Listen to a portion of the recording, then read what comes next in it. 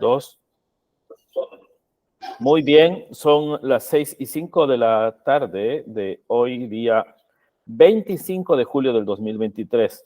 Felices fiestas julianas a Guayaquil, mi querida Mariela Ibáñez Bastidas. ¿Cómo estás, Mariela? Muy bien, muchas gracias, Roberto. Así es, pues, un año más de nuestras fiestas de nuestra querida ciudad de Guayaquil y sintiéndolo desde lejos, pues el mismo sentimiento que tenemos desde que nacimos en esa gran ciudad, progresista, luchadora. Así es, los guayaquileños, madera de guerrero. Sí, astilla, madera, tronco, todo lo que tenemos es bastante fuerza. Bueno, oye, yo te voy a pedir que te saques los anteojos porque brilla ahí eso, ahí estamos, perfecto. Perfecto.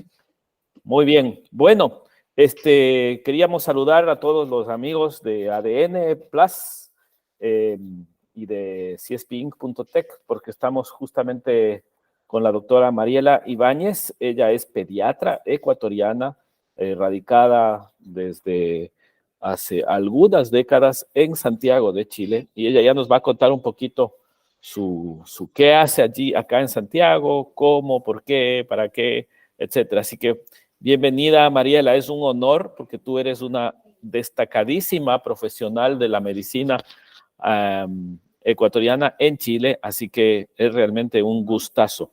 Bienvenida.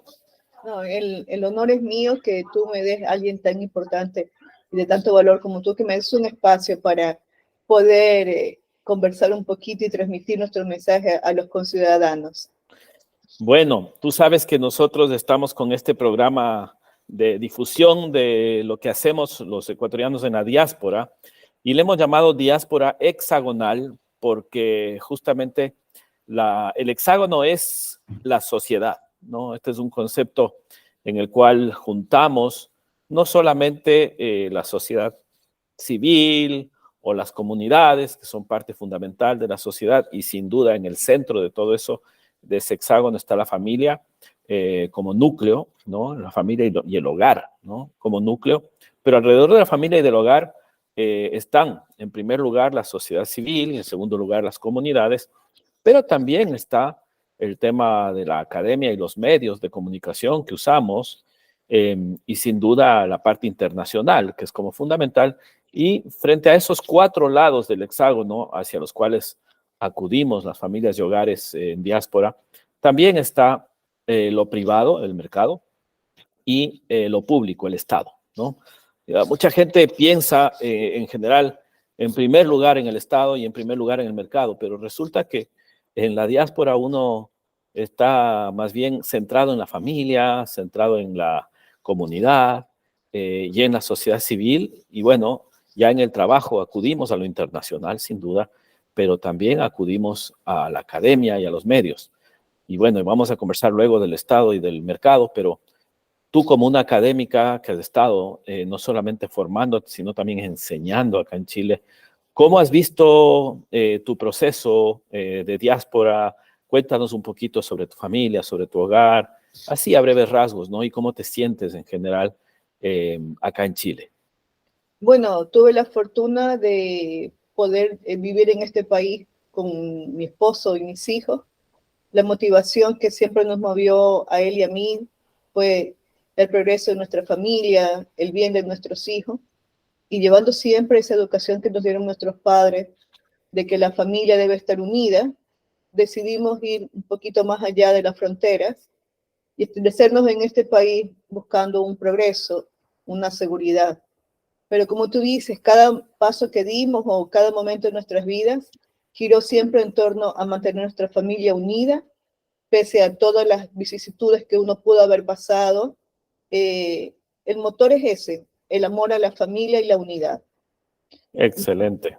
¿Cuándo viniste a Chile tú, Mariela? Tú eres una de las decanas acá, digamos, del cuerpo médico. Obviamente hay gente que vino antes tuyo, pero creo que son pocos. Cuéntanos de eso. Porque acá Sí, en Chile, muy bienvenidos los médicos ecuatorianos y creo que a sí. muchos amigos chilenos les va a interesar muchísimo escucharte. Efectivamente, yo llegué a Chile un enero del año 99, un 16 de enero, exactamente a las 3 de la tarde, arribé al país. ¿Te acuerdas la hora? Exacto, es una fecha que aún nosotros la recordamos y la celebramos con la familia.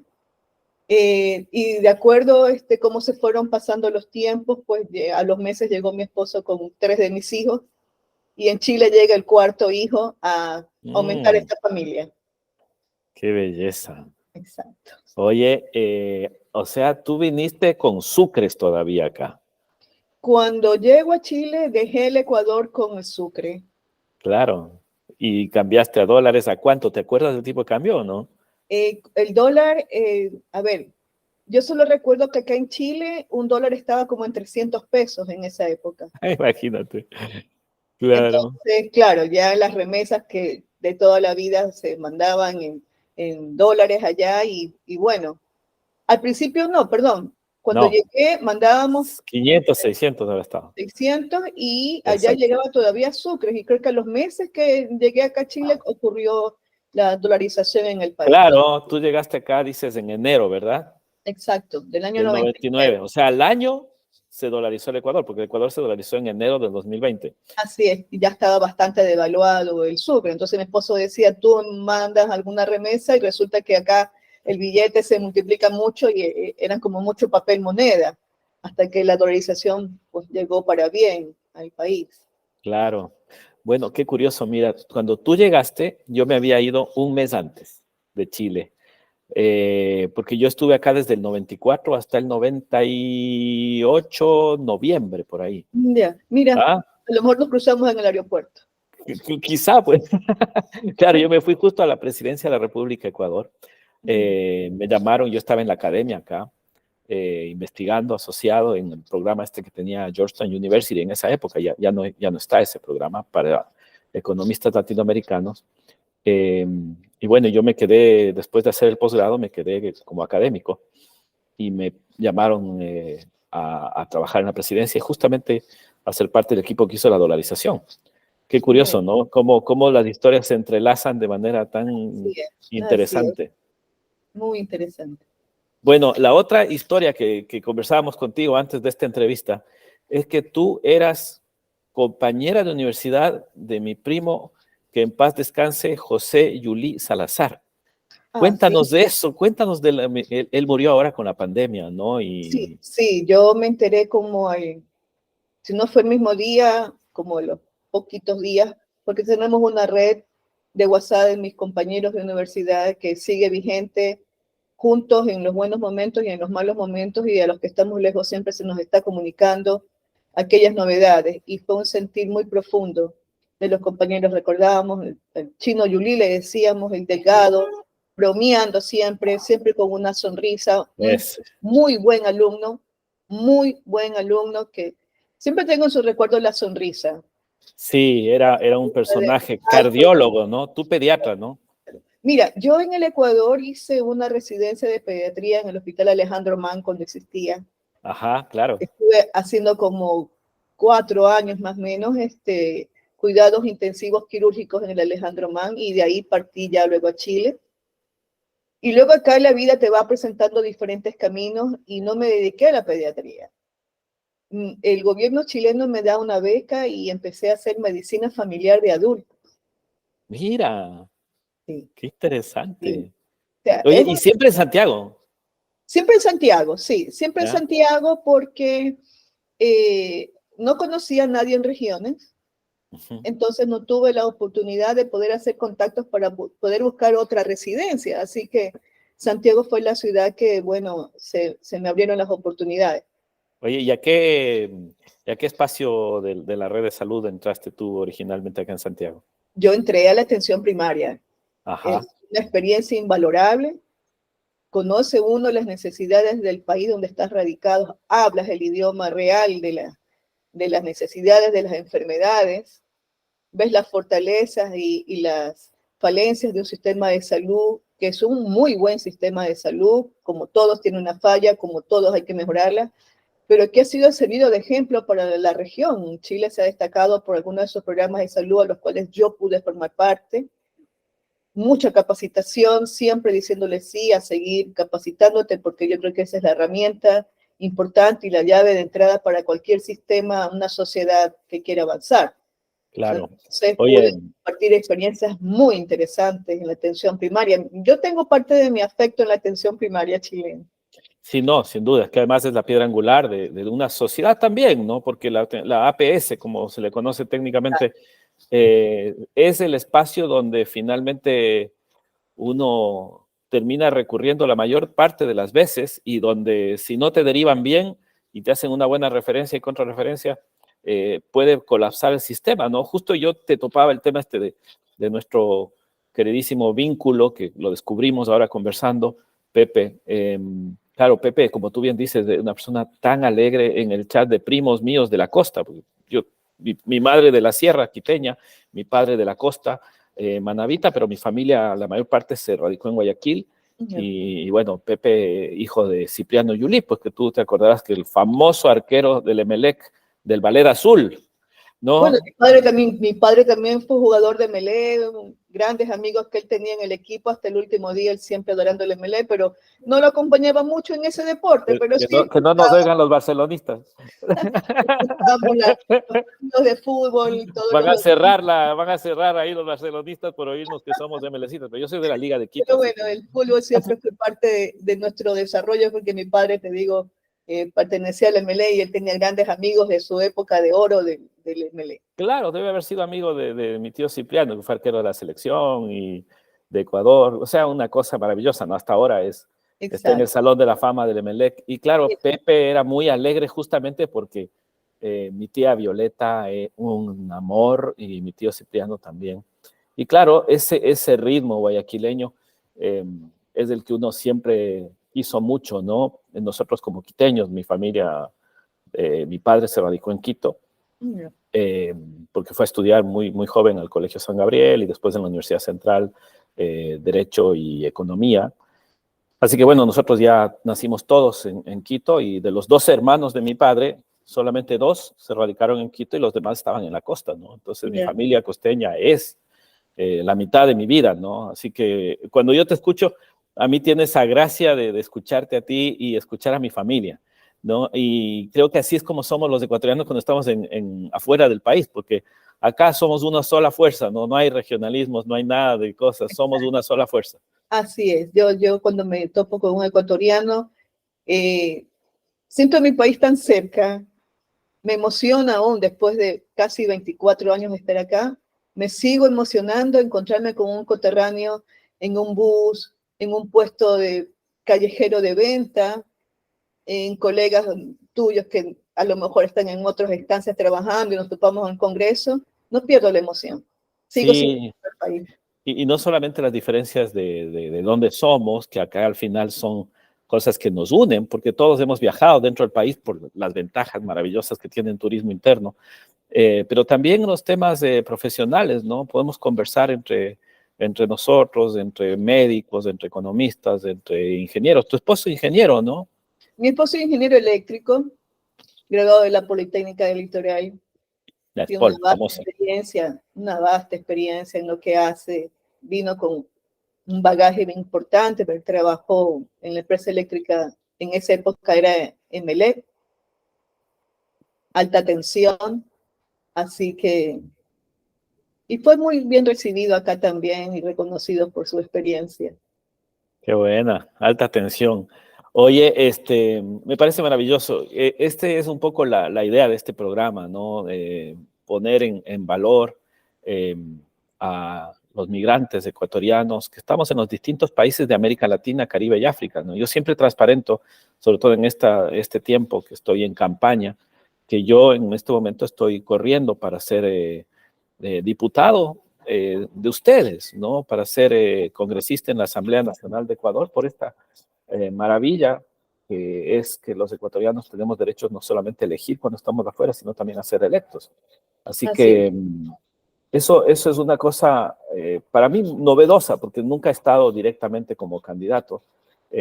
Y es interesantísimo también conversar contigo, no solamente en la línea profesional y académica que vamos conversando, sino también en la línea política. Cuéntanos un poco tus vinculaciones con el tema político, Porque acá yo ya he tenido la referencia de que la gente escucha mucho tu criterio. Bueno, siempre tuve aspiraciones de participar de algún movimiento o algún partido político, pero las circunstancias en el tiempo fueron deteniendo un poquito esa ansia hasta desarrollar otros aspectos de mi vida, a lo que les daba un poquito más de prioridad, como era la familia y la carrera. Y hace unos años atrás, a través de un colega mío, igualmente de la universidad, amigo del doctor Yuli, me contactan desde Estados Unidos y me proponen participar pues, en unas campañas de las elecciones anteriores. Y es ahí donde hago mi entrada a la parte política, siendo nombrada en ese momento presidenta del partido, en ese momento todavía el partido de gobierno acá. Entonces pude reunir algunos ecuatorianos y trabajamos en esa campaña. Cuéntame, ¿cómo fue esa campaña? Independientemente de dónde uno elige servir, ¿no? Yo creo que el tema de fondo, como conversábamos ayer con una colega amiga ecuatoriana que está en Bélgica, ella me decía, oye, pero ¿por quién se debe votar en estas elecciones? Porque ella ya se inscribió y me estaba preguntando cómo inscribirse, que es uno de los temas centrales. Y yo ya le expliqué, etcétera, porque me dijo, ya, ok, ya sé cómo inscribirme, ya me voy a inscribir. De hecho, ya se inscribió, pero me decía, ¿y por quién voto? Yo le decía, mira, piensa tú en la doctrina, ¿no? Piensa en los estatutos de los partidos, revísalos. Y revisa también el programa de gobierno que ofrecen, porque independientemente del candidato a presidente o vicepresidente o los candidatos, eh, finalmente los candidatos somos punta de lanza, pero lo importante es el acuerdo programático, ¿no? Y obviamente yo supongo que tú, como una estudiosa, en la vez pasada, tú te enamoraste quizá de un programa de gobierno, porque si no, uno no pone solamente el corazón, sino la razón, ¿no? Ojalá que todos los ciudadanos, al ejercer el derecho a su voto, pudieran votar por programas, por ideología, por donde se sustentan los partidos y no por personas. Efectivamente, yo me oriento hacia aquellos programas políticos que siempre van a beneficiar a la clase más necesitada, donde uno vea que sean programas aterrizados y reales de poder desarrollar en el tiempo, alcanzables y medibles. Programas donde aquellos que conduzcan eso sean un ejemplo para la sociedad y tengan una vida transparente, pública. Entonces yo creo que parte de las características de un candidato debería ser eso. Primero, ser un ejemplo ciudadano en su vida profesional, y aquello que ofrece debería ser, como tú dices, medible, aplicable, transparentable y basado siempre en el respeto, basado en la familia y basado en nuestras creencias, que es la base como tú lo manifestaste al inicio del programa. No deberíamos votar por ofertas o baratijas o ofertas populares que a la cuenta tienden a desorientar un poco al votante, al elector.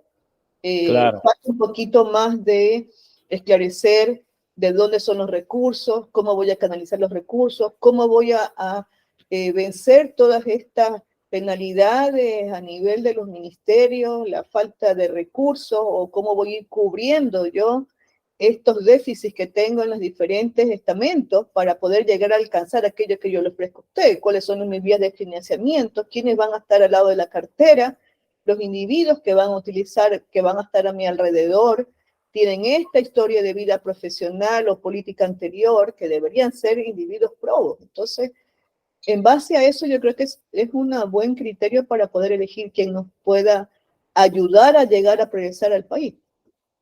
Claro, exactamente. La doctrina, los estatutos, la permanencia también, ¿no? De un partido, porque finalmente una golondrina no hace verano, es un equipo, que no solamente es un equipo que está ahí por una vez, sino que ha tenido varias veces y por lo tanto el equipo tiene experiencia, la estructura es resiliente y por lo tanto es un espacio donde no pasa lo que acaba de pasar, ¿no?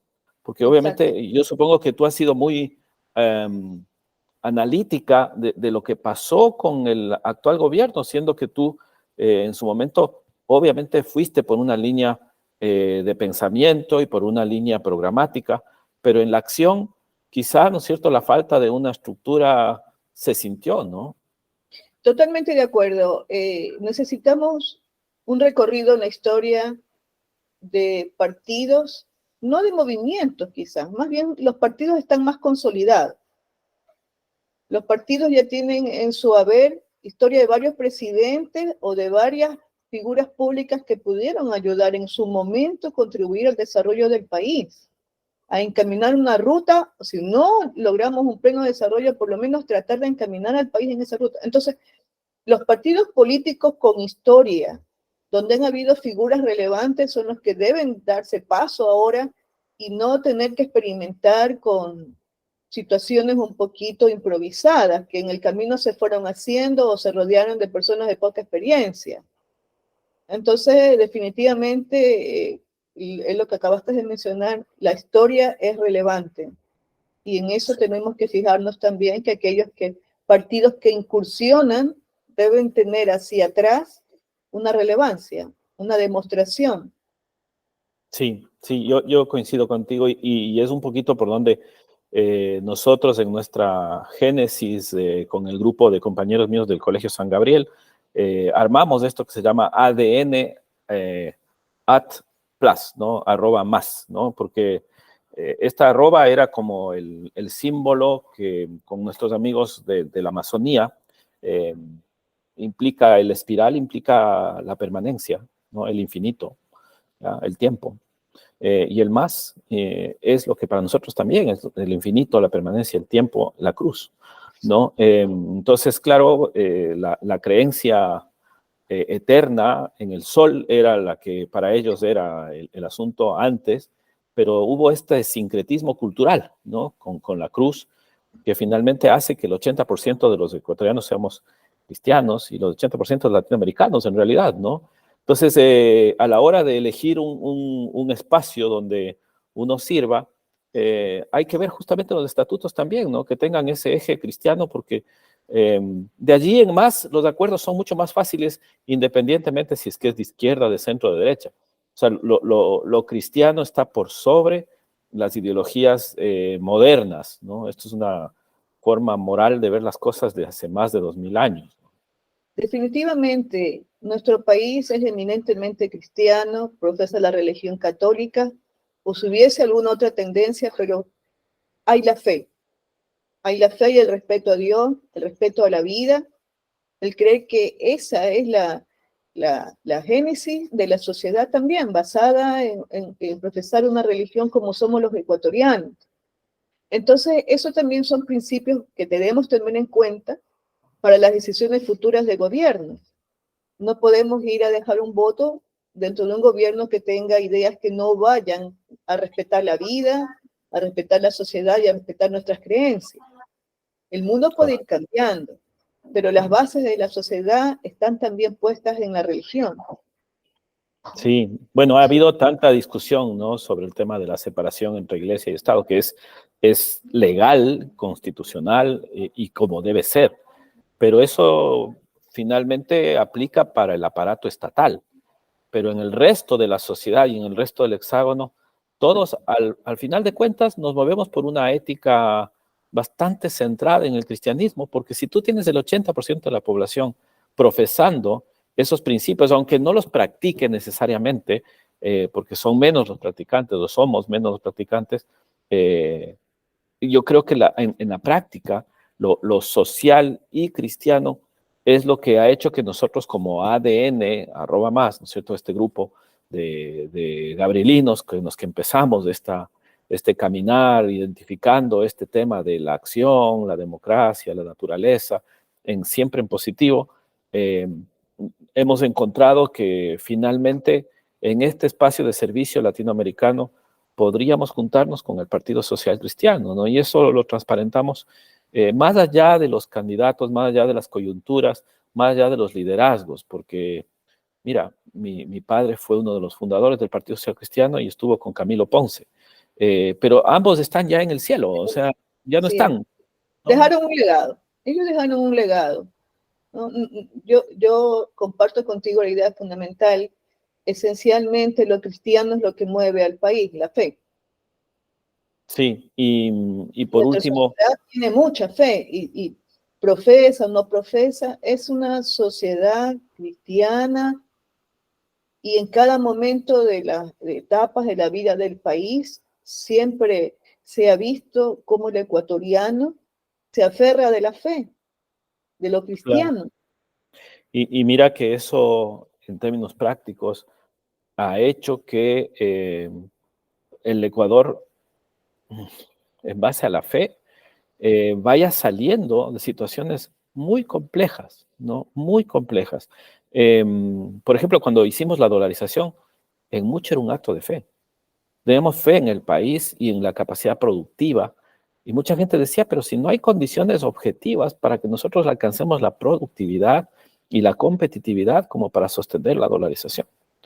Pero nosotros decíamos, a ver, si el ecuatoriano es una persona de fe y que hace las cosas en bien, lógicamente este sistema le va a poner en valor a esa persona y le va a permitir superar las barreras que el mismo Sucre y su manipulación y la devaluación y la inflación representaban empobrecimiento. Y bueno, finalmente eso es lo que pasó, ¿no? La pobreza se redujo, el ingreso nacional creció, los precios se redujeron, la inflación se redujo, la pobreza y todos los temas se bajaron. No, Y eso fue brutal, ¿no? Porque es un acto de fe en un país que ha respondido y ahora tienen esa herramienta efectivamente algo concreto a lo que asirse, ¿no? la fe, el ciudadano ecuatoriano lo último que va a perder es la fe. Yo creo que más allá de eso nunca la va a perder.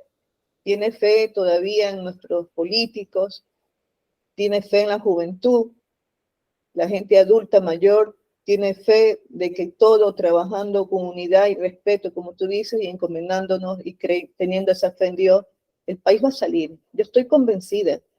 A lo mejor pasamos los individuos, pero Claro. los valores propios de nuestro país van a quedar. Pasarán los gobiernos, pero los valores de la sociedad de respeto, del respeto a los mayores, el respeto a la vida y la fe en Dios es lo que va a perdurar. Entonces lo que queremos son políticos o gobernantes que manteniendo la fe, manteniendo la creencia en Dios sobre esa base, empiezan a trabajar. Sí, mira, yo ayer veía los resultados de la elección en España, ¿no? Y se cerraban los colegios electorales, pero la gente votaba en las iglesias, en los templos.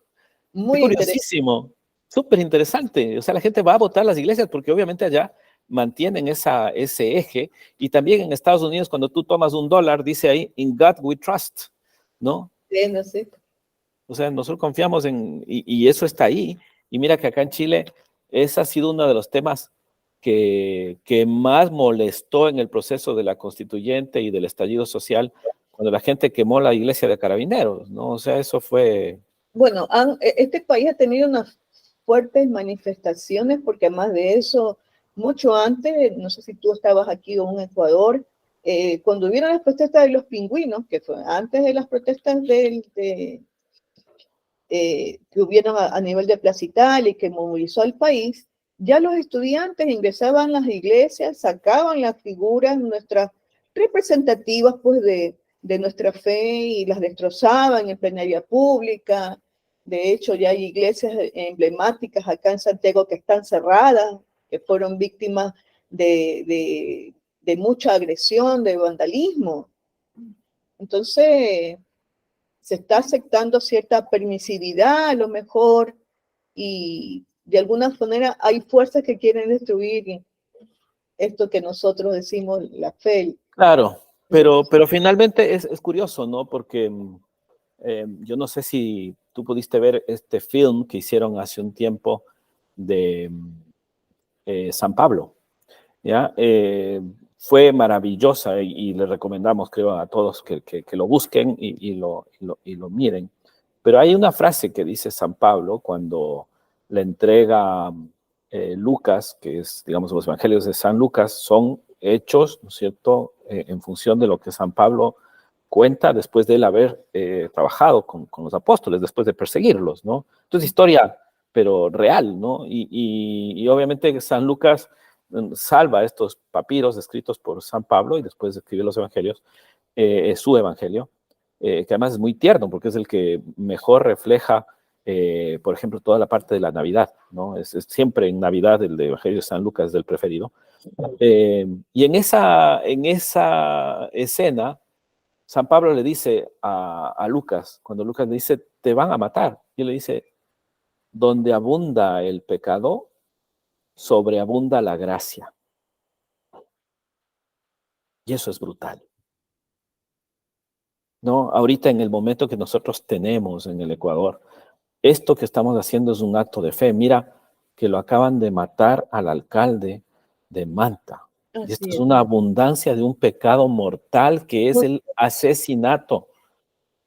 Y me contaba un amigo que estuvo en Manta recientemente y que trabajó con el alcalde, que fue una camioneta con 2 sicarios y el uno le desarrajó con un fusil de guerra 6 tiros al alcalde. Y mira que eso es un pecado, pero de magnicidio, ¿no? Así es, así es, así es. Entonces ahí nosotros tenemos que confiar en que sobreabunde la gracia. Y yo les decía ayer en la entrevista que gentilmente conversábamos contigo y tú me instruías un poquito en tu sabiduría cómo procesar ese tema. Veíamos que efectivamente en la entrevista yo decía a Radio Democracia y al otro candidato por otro partido, a diputado, que hay en primer lugar que orar, ¿no? Hay en primer lugar que orar y orar juntos, porque es un tema muy complejo el que estamos teniendo. Entonces, un eje social y cristiano es fundamental.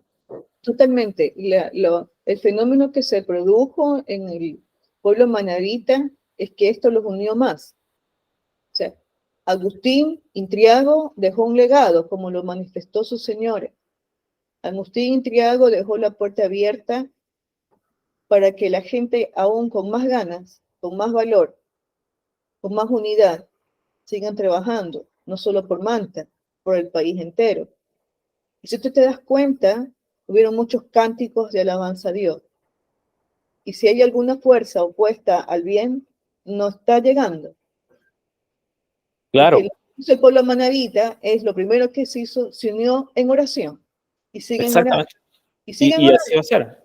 Y acuérdate que en el cristianismo, lo que hizo grande al cristianismo no fue el hecho de que los romanos se conviertan al cristianismo, sino el martirio de los primeros cristianos. Y digamos, el alcalde Zambrano es un mártir del cristianismo, ¿no? Es un mártir de las buenas cosas. Y como en algún momento alguno de los líderes del eje del mal decía, no te metas con los cristianos, porque por ahí no hay victoria posible. Y eso lo sabe muy bien el demonio. No se puede meter, ¿no? Y para nosotros en el credo está muy claro, ¿no? Descendió a los infiernos, al tercer día resucitó de los muertos, ¿no es cierto? Y su reino no tendrá fin. Esto es un tema en el que nosotros estamos tan unidos que finalmente en la práctica, nosotros técnicamente los economistas a eso le llamamos el juego de los halcones y las palomas, ¿no? ¿Sí? Claro, es, Cuéntame, sí, cuéntame. eso es súper interesante porque claro, uno pensaría que los halcones siempre van a poder acabar con las palomas, pero el problema de los halcones es que ellos no se pueden reproducir tanto como las palomas, ¿ya? Bueno, El bien se reproduce naturalmente. yo te Eh, quiero contar algo. El trabajar en salud, yo creo que es un privilegio que Dios nos dio a la gente que podemos trabajar en esta profesión. Y el trabajar tantos años en esto te da experiencias de vida donde tú sientes la presencia de Dios claro, me que imagino. se ha manifestado, que se sigue manifestando. Claro, que tú ves la vida directamente. La vida, y tú tienes, yo en mi imaginario decía, bueno, estamos peleando por la vida de un paciente adulto, niño, más experiencia más fuerte para mí fueron en la parte pediátrica, y era un equipo de funcionarios ahí que todos trabajamos, pero eran momentos de mucha fe, de mucha oración, donde claramente Dios se manifestó y a través de aquellos humanos que estábamos ahí, el niño, el paciente, se producía aquello que estábamos buscando. Nosotros, instrumentos, pobres instrumentos de la manifestación de Dios. Sí. Y eso es algo que tú vas viendo y valorando a la medida que pasan los años y siguen siendo las manifestaciones de esto. Oye, me hiciste acuerdo de una conversación con mi hermano, justo mi hermano, 1 año y medio mayor a mí. O sea, mi hermano del alma, con el que crecimos jugando, ¿no? Nosotros somos 10 hermanos. Y él es el 9º y yo soy el 10º. Entonces, ya te imaginarás. Y él es médico. Y además tiene la especialidad tuya que tú mencionaste hace un ratito, de medicina familiar. Él tiene varias especializaciones, hizo como 3, pero la primera que hizo, su primer posgrado fue en medicina familiar en la Universidad de Cuenca, ¿no? Y él, por molestarle cuando estaba en medicina, yo le decía que fue Matasanos. ¿Ya? Por molestarle, ¿no? Que fue Matasanos. Oye, y él es una persona, pero lectora máxima, inteligentísima, o sea, aprendía la anatomía así, pero en una leguida, ¿no? Y me regresa a ver y me dice, oye, dice, si yo puedo ser Matasanos, pero matamos nosotros, se nos mueren de uno en uno, me dice. Pero ustedes los economistas matan de cientos en cientos. Me fregó. Oye, y es verdad, ¿eh? Es verdad. Es el tema este que yo te decía de una de las cosas que yo me llevaré a la tumba con gratitud de Dios es justamente esa oportunidad de haber, sí, imagínate, yo era profesor en la Católica en Quito mientras estaba trabajando en la Presidencia de la República. Y mis alumnos me decían, pero profesor, ¿cómo se le ocurre hacer esto? Y los profesores también, porque ellos reproducían lo que les decían sus profesores en clase, porque ese era el debate, ¿no? O sea, que ¿cómo se le ocurría? O sea, oye, yo era el único profesor en los claustros académicos del profesores de la Católica de Economía, que decía, la economía bajo el dólar va a salir adelante. Todos los demás decían que era una locura haberse amputado el brazo de la política monetaria. Decía, tenemos 2 brazos, la fiscal y la monetaria. Decía, pero tú te amputas el un brazo, ¿pero por qué? Entonces decía, mira, porque ese brazo estaba gangrenado. Pero ese modelo de dolarización en Ecuador ha sido referencia para otros países de la región. Bueno, ves que ahora en Argentina, ¿no? Argentina está que propone la dolarización y desde que en manos de economistas como tú, de gran valor, son medidas que a lo mejor al inicio poco complejas de implementar, pero a mí me impresionó el desarrollo que el Ecuador llegó a tener y con la dolarización, el poder adquisitivo de la población subió mucho y no solamente impacta en los poderes adquisitivos, sino también en la seguridad y el valor que cada persona adquiere. Si tú ves un ciudadano que recibe una remuneración adecuada, que tiene un poder adquisitivo, eso genera autoconfianza. Claro. Que las personas se valoren, que valoren y den a su trabajo. O sea, lo que estoy haciendo, estoy viendo la retribución a través de mi poder adquisitivo. Porque no se devalúa y no se pierde, ¿no? Justamente tú estarás viendo que en estos días el peso subió del nivel natural de 800 a 830 pesos un dólar. O sea, son 30. Son 30 que tú dices, bueno, 30, ¿qué tengo más que poner? O sea, yo te felicito y un honor estar conversando con alguien que haya podido estar en ideas revolucionarias de la economía. Fue revolucionario, pero tenía una lógica técnica y efectivamente cuando uno ha estado en la academia, tú sabes que poder llevar las ideas de la academia a lo público, creo que es como el sueño de todos, ¿no? Y obviamente los honores a Dios que da esas oportunidades, pero oye, te quería comentar que el otro día conversaba yo con una persona de Venezuela que me llevaba en un Uber y me decía que allá también finalmente de facto han dolarizado porque no les tocó más. Entonces imagínate, ¿no? los mismos países socialistas del siglo XXI de Sudamérica, en Bolivia tienes una dolarización de facto, en realidad. Pero no necesariamente regímenes socialistas, ¿ah? Yo me imagino que tú has estado en Panamá y Panamá en ciertas No, zonas, no, por eso te digo, o sea, es que Panamá y el mismo El Salvador, ¿no? El dólares. Salvador, claro, Ecuador. Entonces tú terminas viendo que esto de que en $1 aparezca el In God We Trust es una señal muy poderosa, porque finalmente la moneda es dura no tanto por las políticas, sino por lo que hay de valor atrás de la sociedad, ¿no? Entonces una Exacto. sociedad cristiana, ¿no es cierto? Y un partido que se recupera, más allá de los errores que puedan tener sus líderes, como los tenemos todos, hay que apuntar a esa recuperación doctrinaria, estatutaria y obviamente programática. Yo no sé si tú has podido ver el programa del Partido Social Cristiano, yo lo vi en detalle, porque a la hora de firmar el acuerdo con el Consejo Nacional Electoral para la candidatura, yo tuve que Claro. firmar que me comprometía con ese programa. Yo no me comprometí con nadie, sino con un programa, porque así es como legalmente uno se compromete. Pues tú sabes, ¿no es cierto? A la hora de una candidatura dice, me comprometo con el Partido Social Cristiano para que me auspicie sobre la base de este programa. Ese era el formato. Mira, no he podido leer a detalle el programa, pero para mí es algo fundamental, que es social y es cristiano. Entonces, yo desde, como te mencioné al inicio de la charla, me orientaba hacia esa corriente.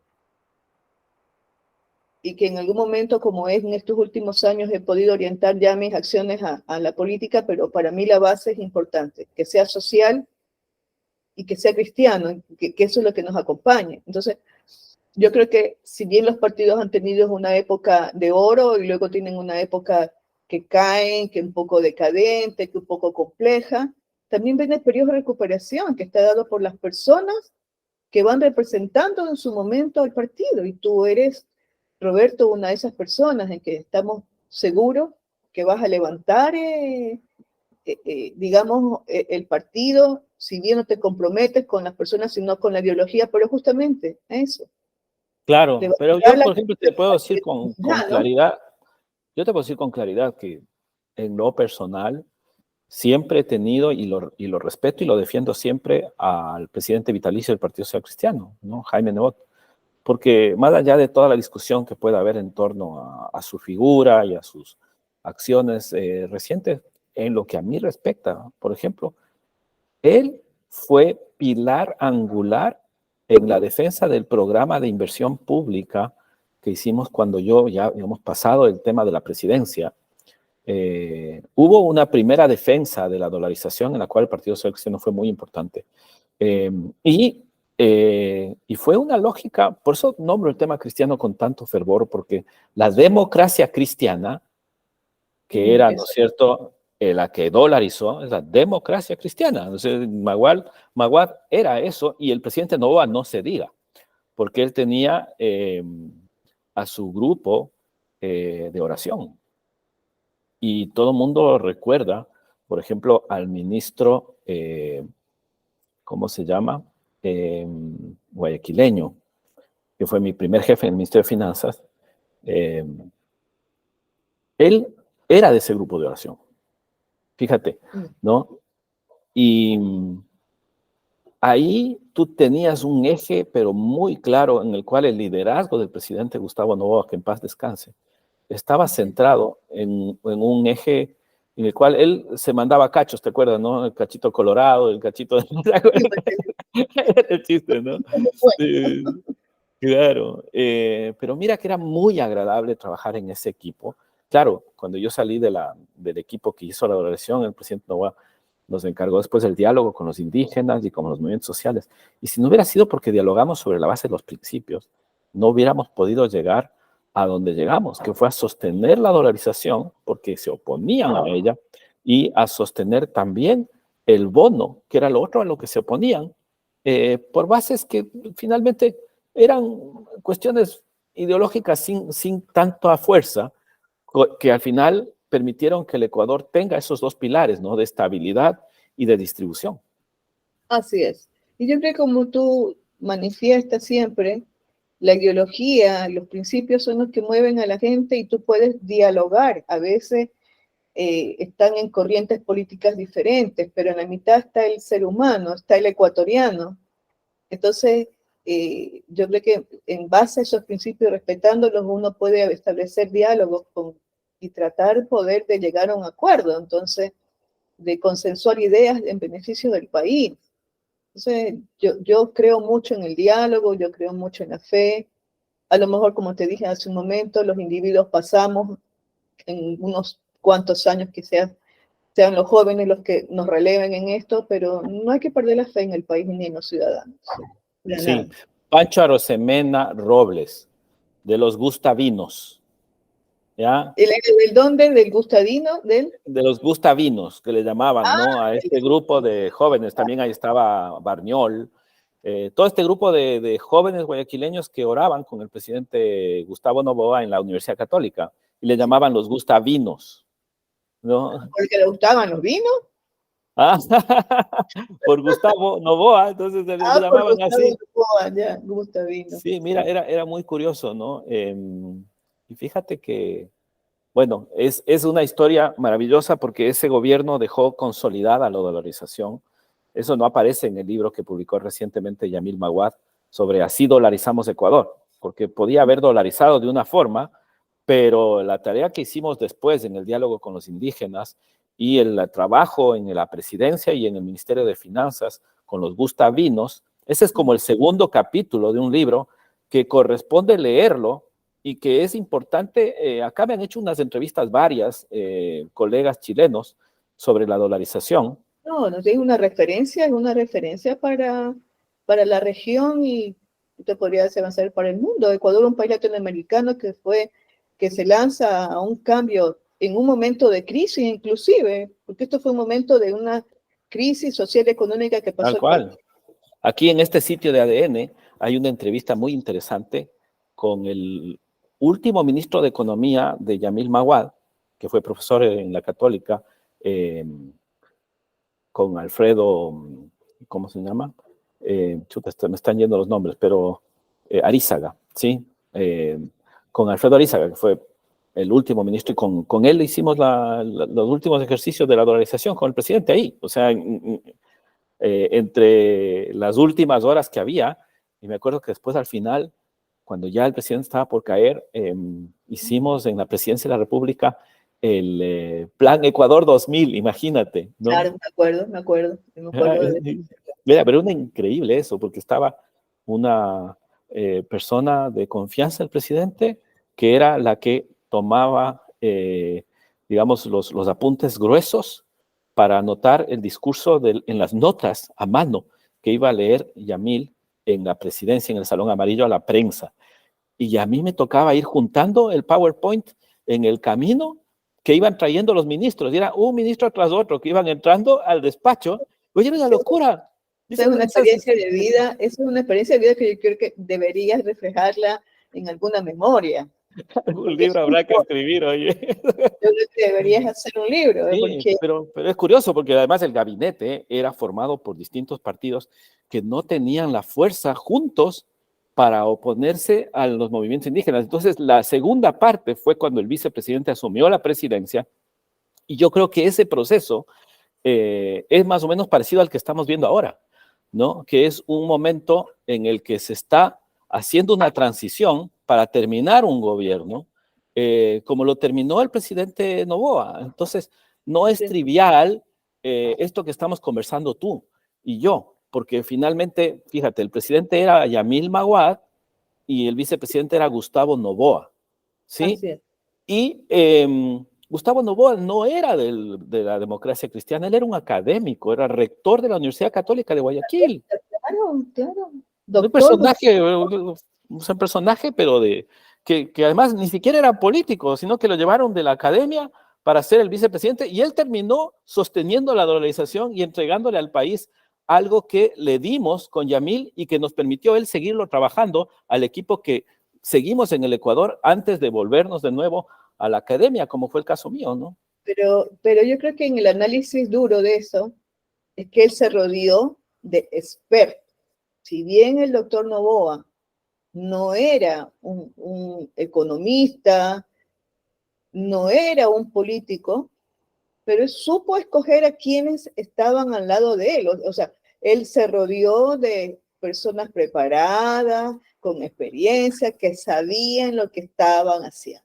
Y eso es Pero, una de las fallas, y esa es una de las fallas, yo creo que podríamos decir así muy claramente del gobierno, del fracaso, uno de los fracasos del gobierno actual, es que faltó escoger personas con experiencia de años, no es una experiencia solo académica, aquí debe conjugarse la experiencia de la práctica, la experiencia de la vivencia política, más la preparación académica.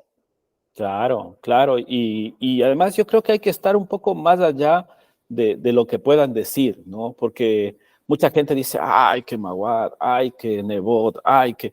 Oye, finalmente, lo importante es que esos personajes han estado ahí. El propio Guillermo Lasso estuvo ahí. Entonces, lo que él, como tú bien dices, ¿no? Imagínate que esto fuera un quirófano, ¿no? ¿Ah? ¿Tú con quién vas a operar? Con el mejor que pudiera tener yo de los cirujanos, no me ¿Te fijas? el Entonces, riesgo claro, del paciente. Entonces, no podemos volver a regresar al país y entregárselo en manos de personas inexpertas que han ocupado algún cargo temporal, donde tampoco hicieron mayormente cambios importantes, sustanciales y medibles, porque las cosas hay que medirlas, las cosas hay que demostrarlas en hechos exactamente. y que se puedan ver el impacto de las acciones en el tiempo. Entonces, Sí, Jaime Nebot es un referente a pesar de las controversias, de su carácter explosivo, de sus enfrentamientos, porque es un individuo que enfrenta cuando él cree que las cosas no están bien hechas. sí, y que ha ejercido el poder, que es más Y o menos como un cirujano que le toca operar cuando estás, ¿no es cierto?, en una situación crítica. Y finalmente, yo recuerdo, por ejemplo, 3 momentos con Nebot. Ya te digo, el primero es este del diálogo. El segundo es un momento en el que nosotros, yo ya me fui a vivir a Holanda un tiempo, a la academia, y regresé de vacaciones a Ecuador. Yo estaba metido ya a nivel global, haciendo investigación y otros temas. Eh, y me dicen, oye, te necesitamos. Todavía estaba el gobierno de Noboa. Y eran los últimos 6 meses. Y entraba Pancho Rosemena de ministro, que él había sido antes secretario general de la presidencia. Me dice, ven para que te hagas cargo de la inversión pública del Ecuador. Necesitamos a alguien confiable para que maneje. Imagínate, era la cuarta parte del presupuesto y era la parte más difícil, porque era la parte de inversión. sí, Entonces me dice, ¿qué idea tienes? Le digo, copiémonos el modelo chileno de inversión pública. Le digo, si ya está hecho, ¿para qué vamos a desarrollar? Si funcionó súper bien y mira el crecimiento que ha tenido Chile. Me dijo, perfecto, ok, todo el apoyo. Me dijo, son los últimos 6 meses, ¿lo puedes hacer? Le dije, lo hacemos. Y dice, y si después al final el siguiente gobierno lo quiere continuar, problema de ellos, pero nosotros dejémoslo instituido para que lo tengan que usar. Oye, ¿y sabes qué? Ganó Lucio Gutiérrez las elecciones. claro, sí, ¿Ah?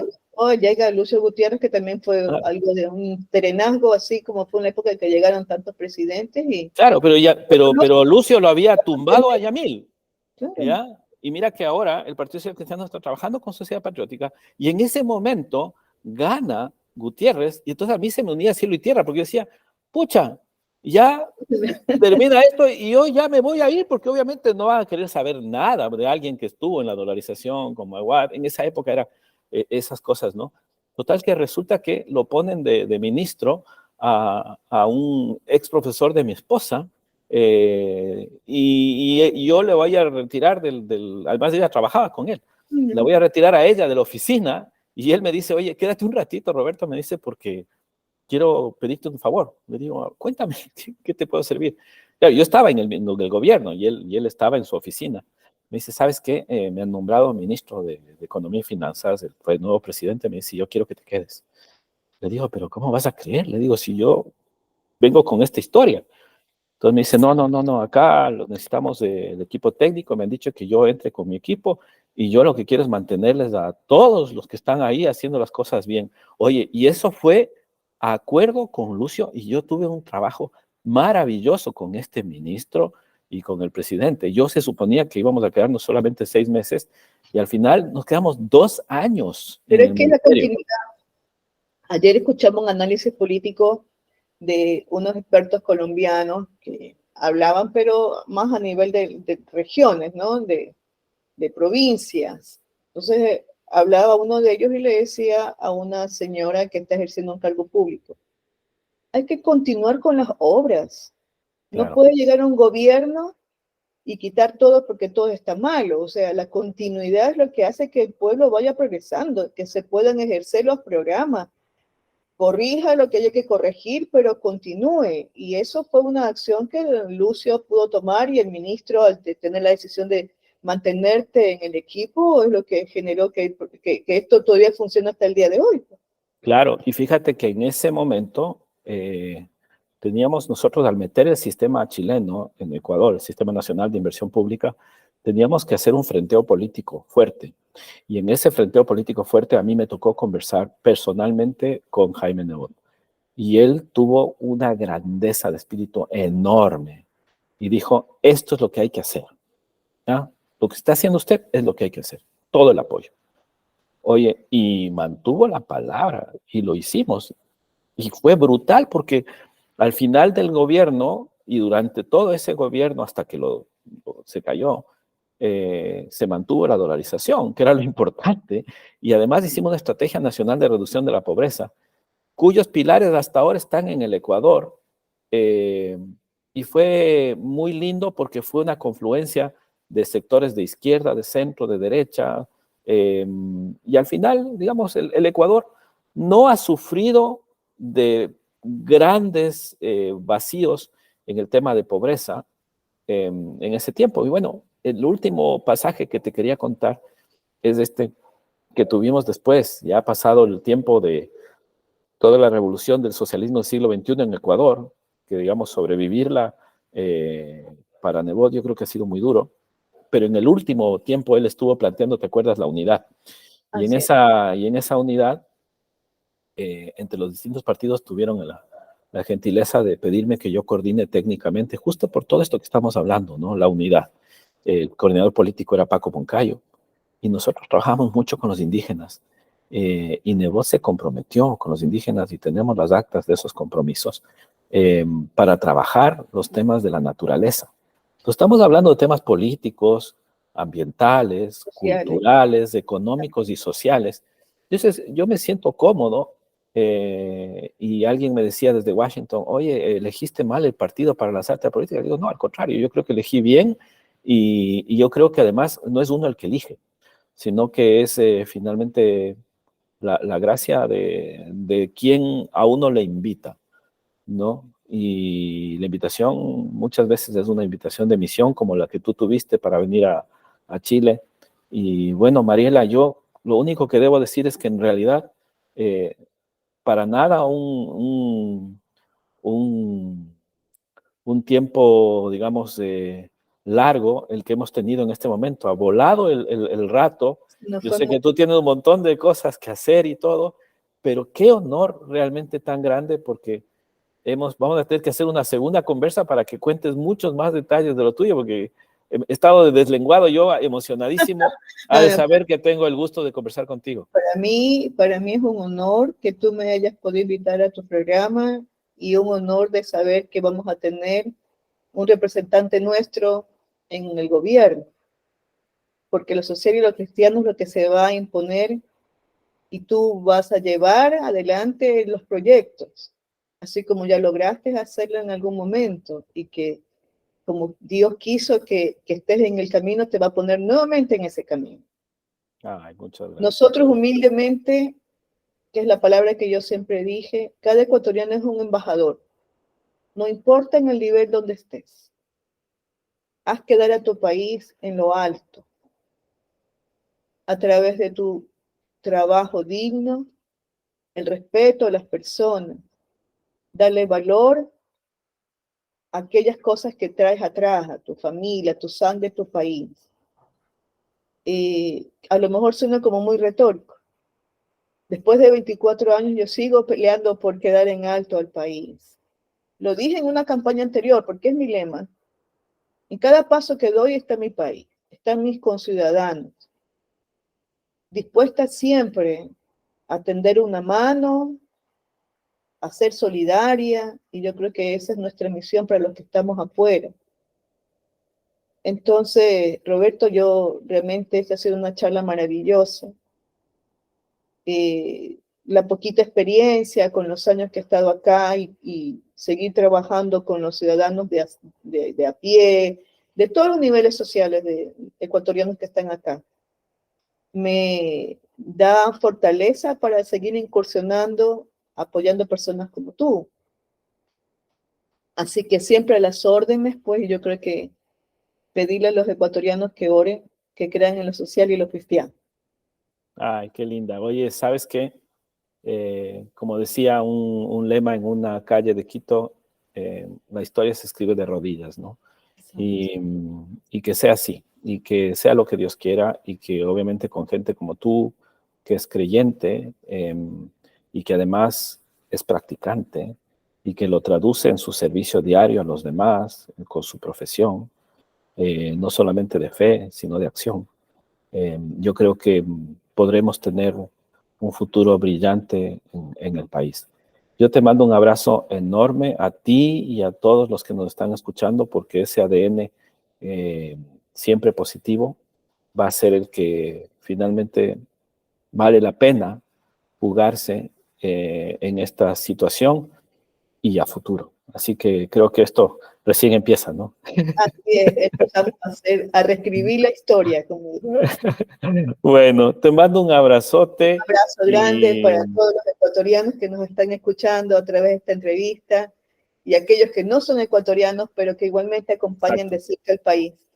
Sí, sobre todo a los chilenos, pero también a los mexicanos, colombianos, de la gente de toda América Latina, del Caribe Así y es, de África y de todos los otros lados donde finalmente estamos unidos en una sola causa universal, así es, ¿no? Alberto. Muy buen descanso, un abrazo grande. Un abrazo grande, Mariela, que estés súper bien. Gracias a Dios. Chao, chao. Chao.